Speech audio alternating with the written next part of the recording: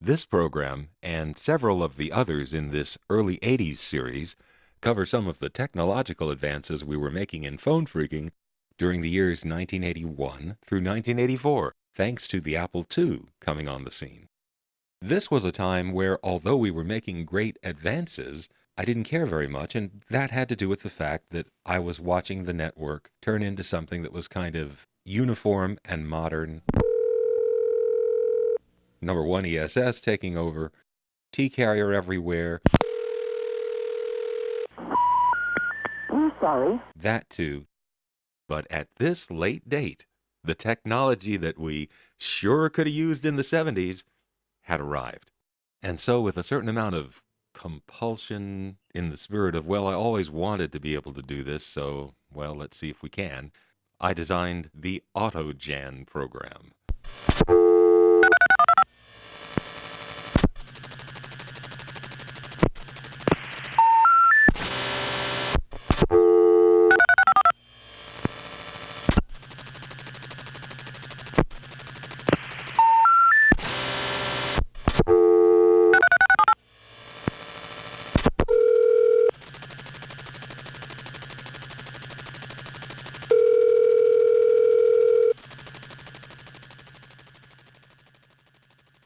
Janning is a phone phreak term for dialing every number in a particular exchange or part of an exchange. It's named after a British phone phreak named Jan, who used to like to do it. This term later got bastardized into scanning, but the term is Janning. For the entirety of my phone phreak days in the 1970s, this was something done by hand. But in late 1981, I figured out a way to do it automatically using an Apple II, a modem, and several stone knives and bearskins.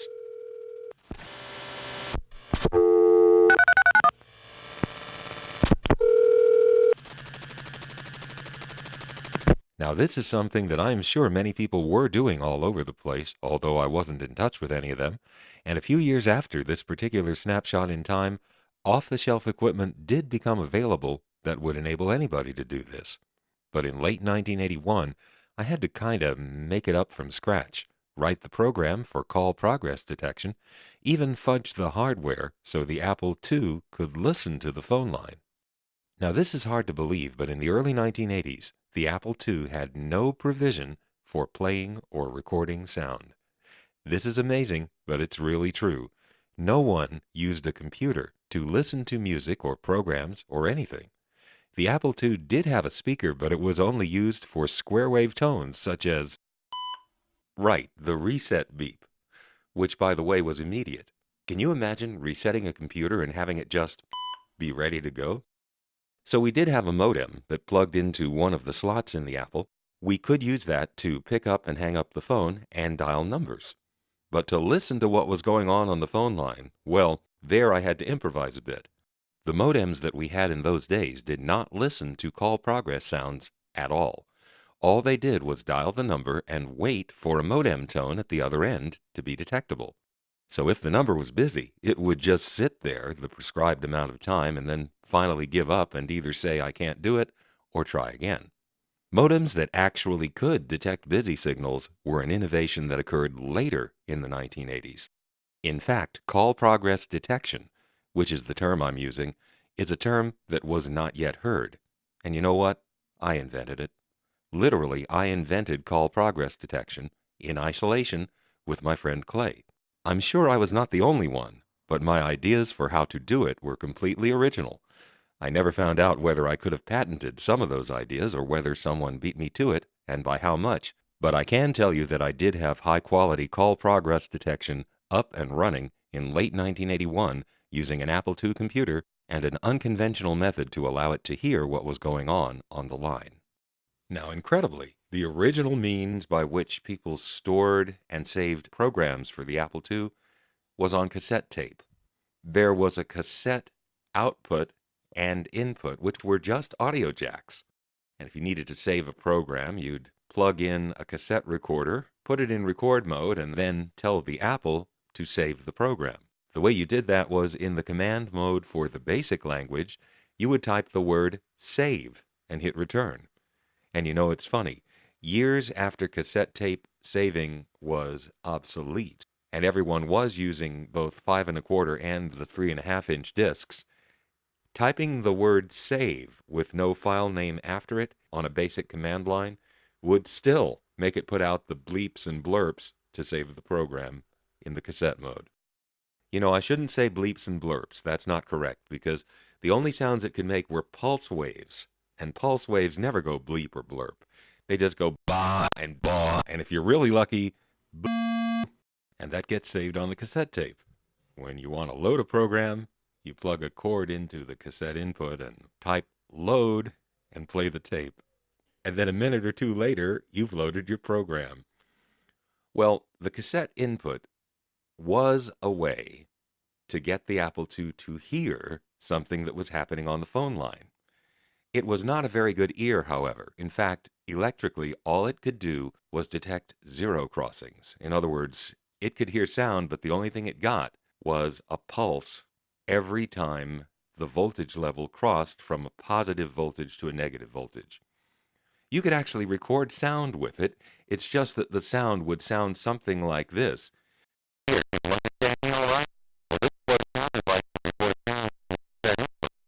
Using the best programs possible. Programming directly in the machine code, we could make the Apple II go more than fast enough to catch every nuance of sound, but we just didn't have any way to receive it except the cassette input. However, that was enough to gain certain information from the sounds coming from the phone line. For example, what do you suppose this is? Does that sound a little bit like someone answering the phone with, hello? Hello? Well, that's what it is. What about this? Well, that's pretty obvious, and we could write a machine code program to have the Apple count the frequency so that it could recognize that tone instantly and mark that number down as vacant. Detecting dial tone was easy, of course.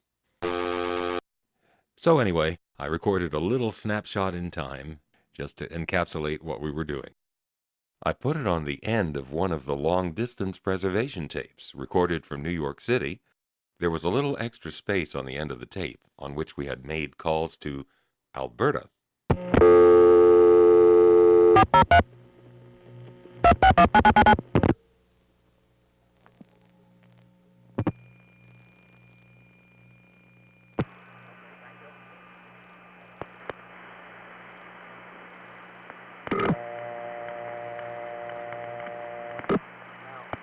The number you have dialed is not in service at this time.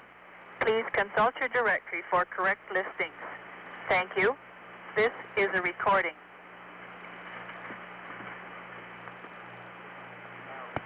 The number you have dialed is not in service at this time.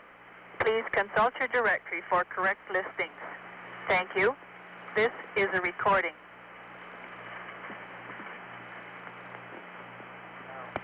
The number you have dialed is not in service at... That was recorded in '77. I'm now recording in January 1982. The computer just got through janning the 448-5000 group looking for interesting things.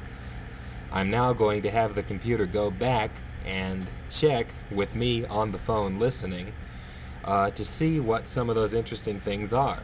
So I'm going to let you listen in on it.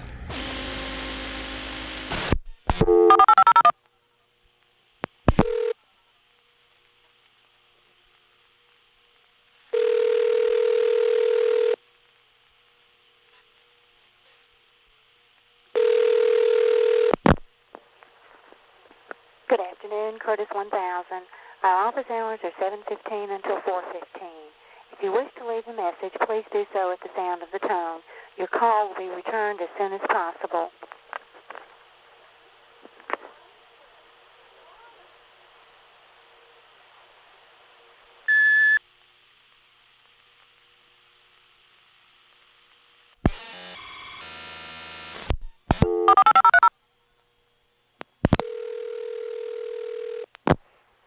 Thank you for calling Chattahoochee Plantation.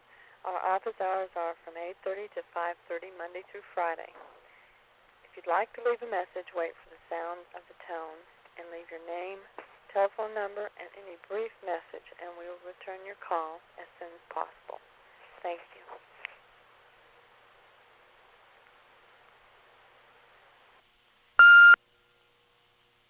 This answering machine has a fixed 25-second recording period. No VOX, voice-operated switch. The next one does and is rented from the phone company. It not only has VOX, but there's a warning tone letting you know that it's about to cut you off. The warning tone will go away if you start talking again.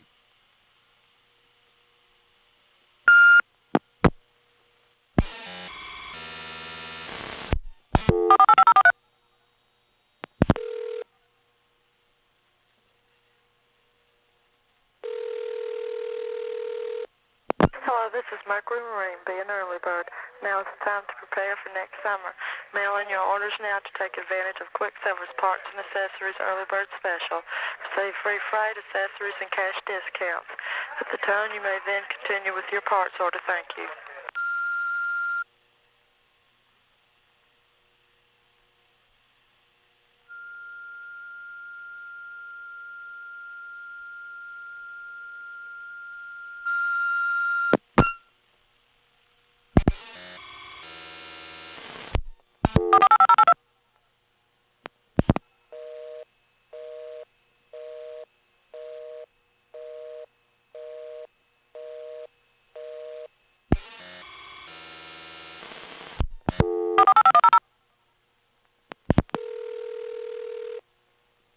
This is Sam White, State Farm Insurance, and I'm very sorry we missed your call. It is very important to us.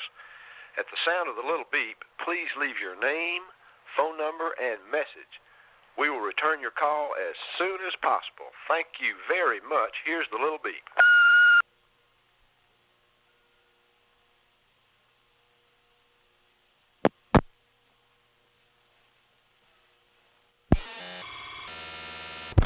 So that's what it sounds like when we're going through the results of the automatic Jan to see what it found.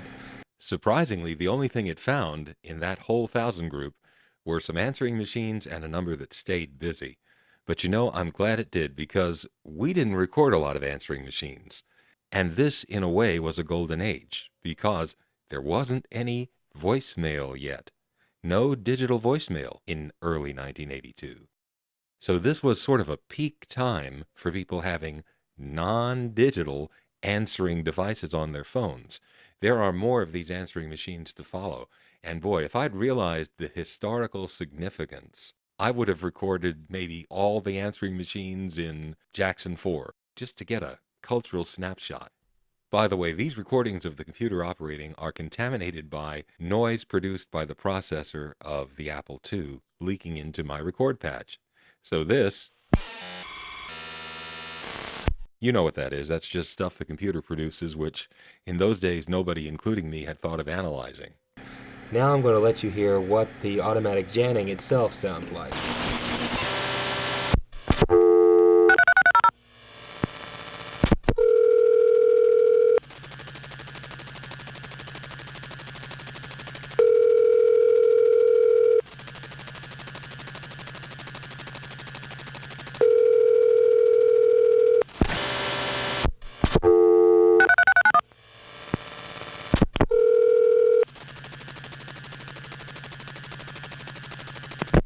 Hello? Hello?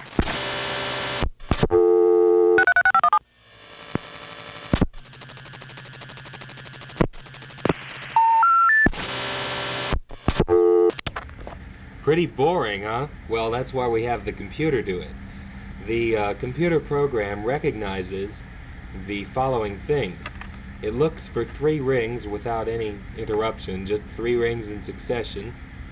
It looks for the sound of somebody answering, which is usually a word followed by a pause followed by the word again. Your standard answer is hello, hello, and if it hears that particular pattern of sound, it hangs up. It also looks for the SIT on the AIS, so as soon as it hears that SIT, it hangs up and makes a note of that. It can recognize busies and reorders, and it also looks for continuous tones and silences.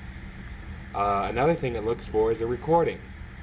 If it dials a number and gets a lot of on and off very quickly, like blah blah blah blah blah blah blah blah blah blah blah, instead of writing that down as an answer, it writes that down as a recording, and that's how we find answering machines. This is a completely new idea. Certainly the telemarketers didn't have it yet. That's hard to imagine, but they didn't. Around 1987, we knew a telemarketer who wanted the technology. He couldn't go out and buy it. He needed somebody to design it. I'm sorry to say I actually helped him. Actually, it was more to help my friend Clay, who needed work, and he had a distinctive competence programming computers. So, well, as Clay pointed out to me recently when this subject came up, he said, we really went out of our way to make a system that wouldn't annoy people unnecessarily. And that's true. Anyway, in listening to what follows, it hits me how much analog stuff there was still in 1982. I'm calling from the Eastlake 37 ESS office, which is processor controlled, but it's an analog switch. It has wire trunks to the downtown ESS, which replaced the old step. And a lot of cool stuff was found in Jackson 4 downtown. And notice that in what follows, all the connections are analog, and there are some cool early digital technologies here. There were two numbers that call forwarded to an early DID answering service. Now, the old answering services had cord boards, and there was actually a tap on every customer's line going to the answering services switchboard.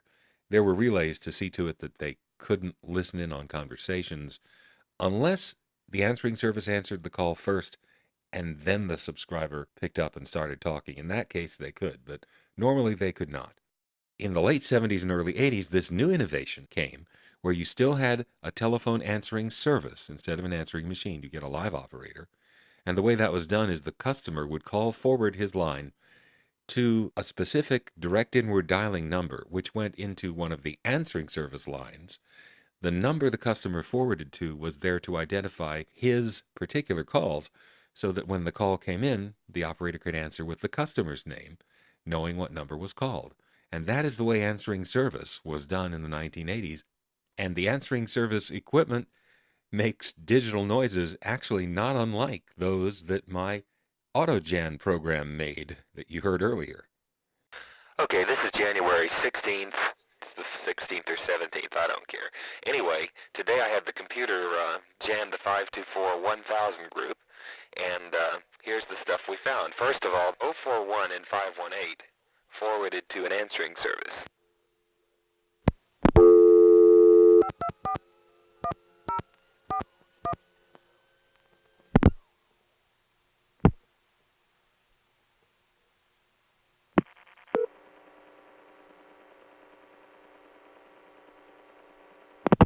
Good evening, MKS Instruments, What number have I just reached?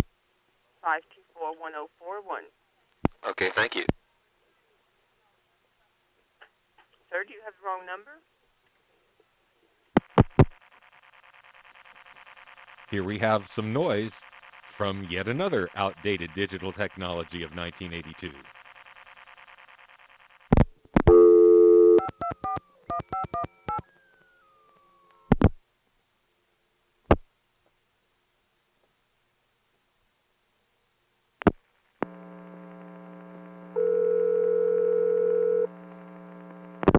Dr. Reed and Lucas's answering service.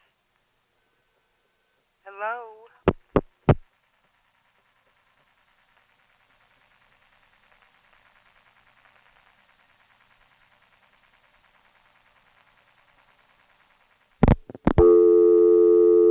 This answering service thing makes me want to digress to something because I happened to work in the 1970s in an answering service that was right on the cusp of the change in the industry. The old way of doing things was the plug boards that I described before.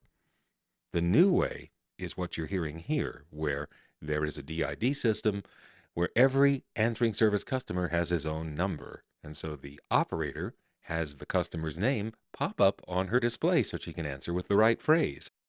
Call forwarding only came into use around this time for answering services. But in New York in 1976 and 77, I worked for an answering service that was totally innovative. They were the first in New York City to use call forwarding to answer customers' telephones. But the DID equipment that lets you know whose line you're answering did not exist yet. So at this answering service, what people call forwarded to was just a group of 5 telephone lines which appeared on a regular old-fashioned key telephone with a hold button. We had 2 operators working side by side in the middle of the day, picking over the same 5 lines, and those lines were used for everything, not just customers' calls, but also customers calling in to see if they had messages. Because there was no way to tell what kind of a call it was, we answered all calls the same way. Good afternoon, may I help you? And then we would determine quickly whether it was someone calling one of our customers or one of our customers calling in to check for messages. And the goal was to never let the phone ring unanswered more than 2 rings, but also never put a customer on hold for more than just a few seconds. In what follows, I put one caller on hold for 46 seconds, which is so long for that business that when I get back to him, I say, thank you for waiting. That's for 46 seconds. So we would put callers on hold for very short periods of time, sometimes repeatedly on the same call, but we'd be back so fast that it didn't bother them. It was a way of multitasking that can only be described, well, you can't describe it, you just have to hear it. Remember the first day I walked in there, a girl named Jackie, who was the best operator there, showed me how it's done, and I couldn't believe it. But within just a few weeks, I was doing the same thing. Now, as far as I know, answering service messages are sacrosanct, so I can't share the full data with you. But this is the real tape, and it's in real time. Forgive me for bleeping the names and scrambling the numbers, and especially forgive me for the bad editing on the numbers. But anyway, this is real time from January 1977. Good afternoon, may I help you? Anything for Robert, please? Robert, let me check. Good afternoon, may I help you? Yes, Doctor, please. Dr. Just a moment. Good afternoon, may I help you? Hi, see him. Let me check for you. Who's calling, please? Ruth. Is Ruth in your telephone number? Oh, no, is he not in? He's not available now. Could I have your number? No, I'm going to see him at 5:30. Oh, That's okay, okay. fine. Thank you. Bye-bye. Robert, how are you called? The number is 751-2220, Right. and she wanted Mr. Jr. to call before he goes to Jamaica. Okay, thank you. Mr. Whether you are or someone else, but he wanted whoever that is to call before he goes to Jamaica. 7512220. That's right. Thank you. You're welcome. Bye-bye. Good afternoon. May I help you? Yes, I'd like to leave a message for Bernice. Bernice, just a moment. Good afternoon. May I help you? Yes, this is Edith. Edith, let me check in. Yeah. Thanks for waiting. Lori called Yeah. at 989-5224, Okay. and someone named Wist called, Okay. and he said he'd call back. All right. And that's it. Okay, thank you. You're welcome. Bye-bye. Bye-bye. Edith, nothing so far.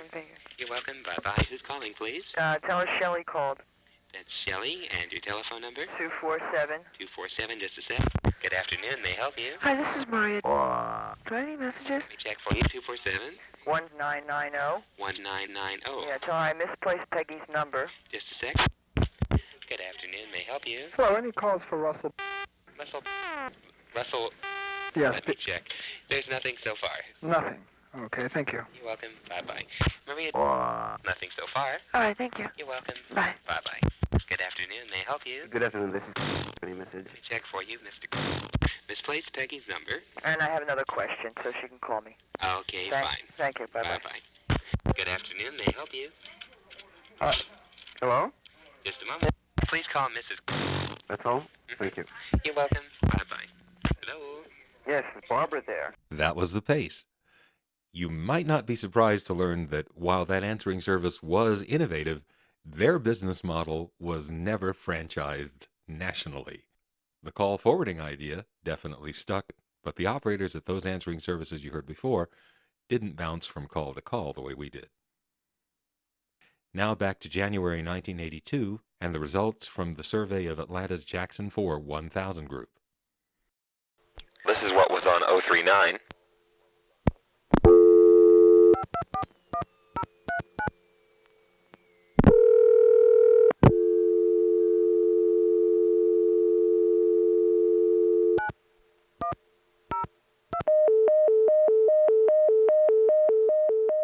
In the early 1980s, the Bell system was installing a PBX called Dimension.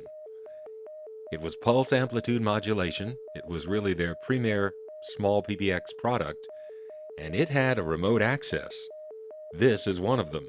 I dialed an invalid 4-digit security code and got the intercept tone.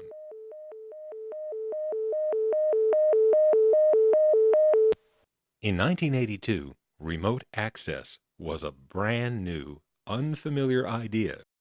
You can sort of tell because the security code is 4 digits.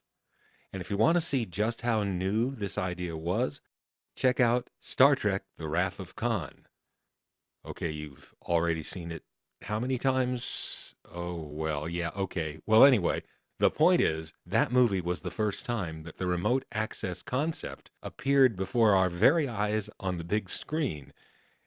In that movie, there's a remote access scene where one starship accesses the controls of another remotely through the use of an ultra-secure count 'em, 6-digit security code. And when we saw that on the screen, we were amazed. It was as if the movie had jumped out and shown something that only we knew about. It was that strange to see that come out on the screen. It was like, how did they know about that? That's the way it was in 1982. And the fact that it was only a 6-digit code in the movie and just a 4-digit code for the Dimension PBX, well, that says something about how new the concept was. By the way, I have a program that finds Dimension remote access codes. However, right now I'm hesitant to use it. This kind of phone phreaking, which really marks the activities of phone phreaks who entered in the 1980s, never really did much for me. And the reason was that, yes, you could get into the PBX, and you could use their 9 line if you wanted, the outgoing call line. But if you dialed a long-distance call, that would go on their bill, and didn't want to do that. Some companies had an outward Watts line.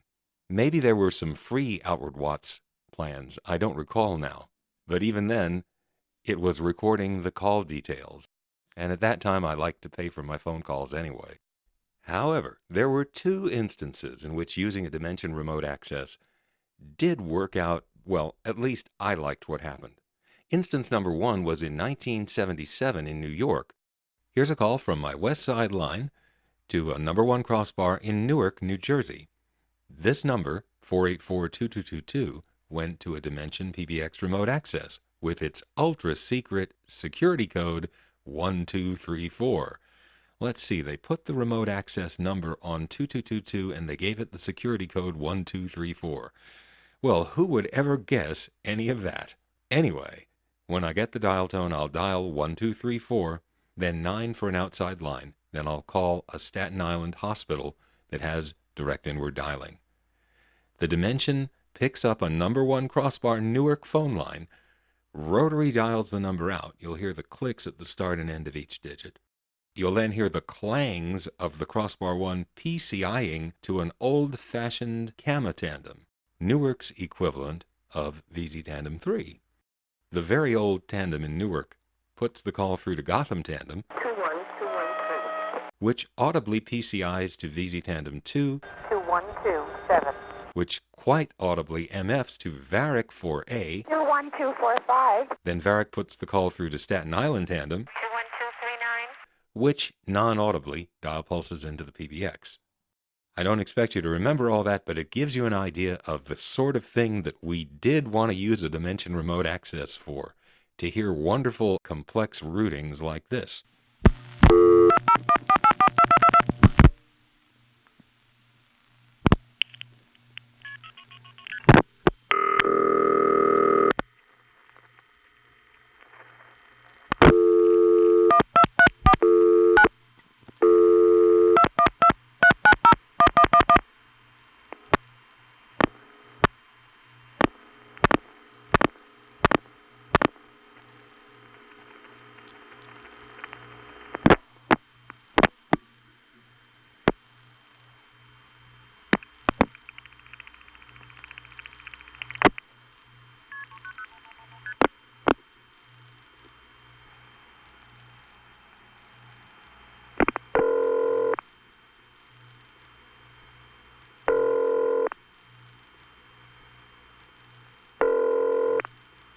Now see, that is a good use of a Dimension remote access. However, there was one other instance in which using a Dimension remote access really did seem like a good idea to me. At least, I liked the idea overall. And that was...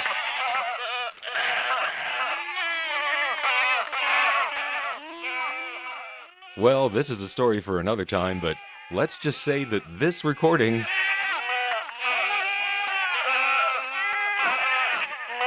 figured into it. One of the things we find most often are these devices that pick up and give various tones. Apparently they are photocopy, wire copy type devices, things that allow you to send letters, various other data exchange type things. It is January 1982, and I am not using the term fax machine. That's because I personally haven't heard of it yet, although I think it was out there by that time. We found them on 393 and 756, so here's what they sound like when you just dial them up.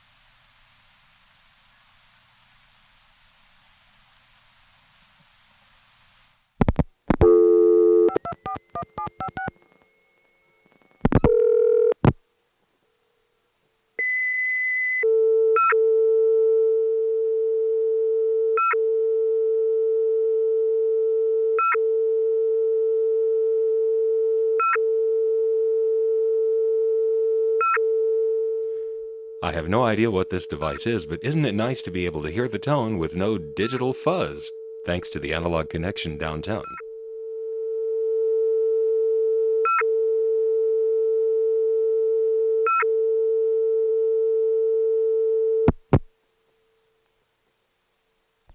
.459, I don't know what is. It sounds like a touchtone computer. However, it has never responded to any touchtones I've given it, so your guess is as good as mine.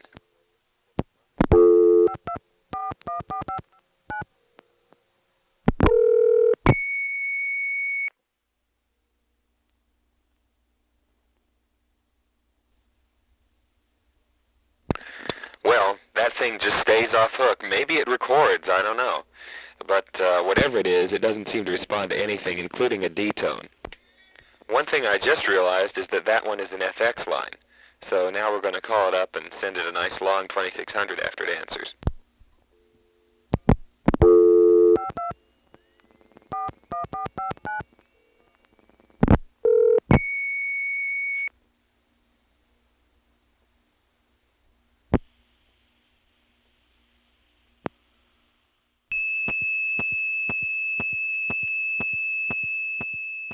This doesn't do any good, but it's kind of interesting, and you can actually hear the supervision noises on the trunk. If I filter out the 2600 tone, it's even clearer. An FX or foreign exchange line from downtown Atlanta serving a customer who is somewhere far away is often extended over a 2600 controlled carrier trunk. It's a private trunk for just the customer, and 2600 sent in the direction going back toward the customer is how the equipment at the customer's end knows to ring his phone. Now, getting a 2600 while the customer is off hook like this is not a normal condition. So while I do it,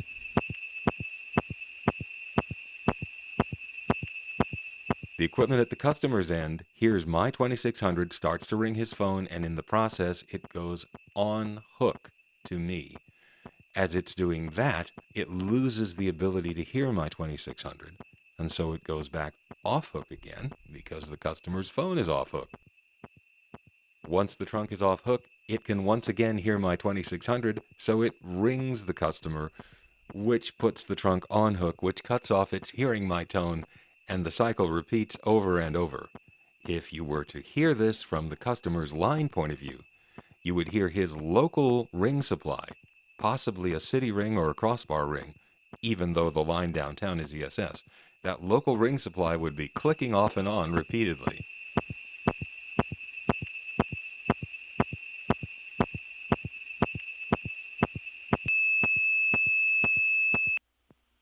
Anyway, 363 forwards to a long distance number which right now has an answering machine on it.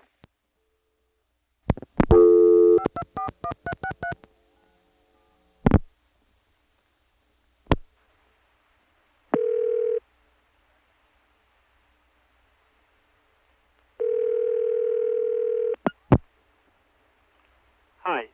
Thank you for calling ButteNet. My name is Elmo, and I'm taking messages for Ken and Ellen while they're out showing the new Butte.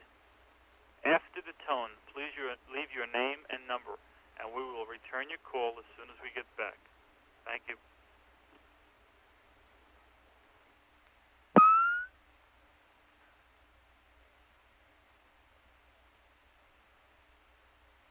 that's long-distance trunk noise you're hearing there. This downtown number forwarded to a long-distance call, and at the other end a machine answered.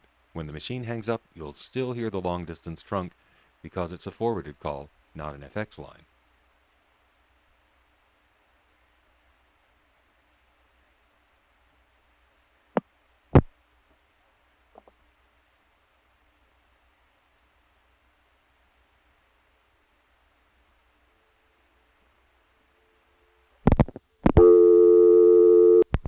Speaking of answering machines, here are some others that we found.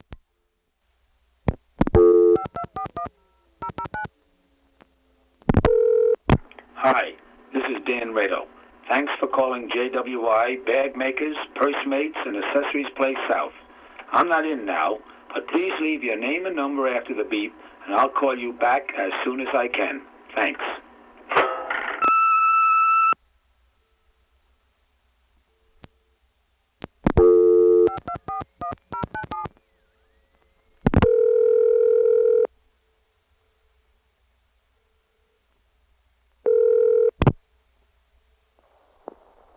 Hi, this is Frank. I'm unable to answer the phone at this time. If you leave your name and phone number, I will return your call as soon as possible. Speak slowly and clearly for about 30 seconds after you hear the beep tone.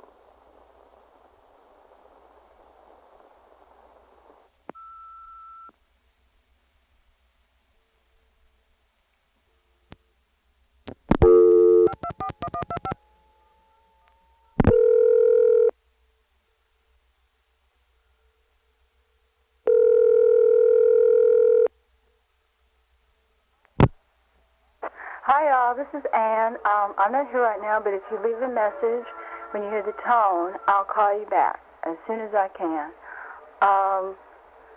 Gosh, there ought to be something else to say. I have 5 more seconds. Well, bye-bye.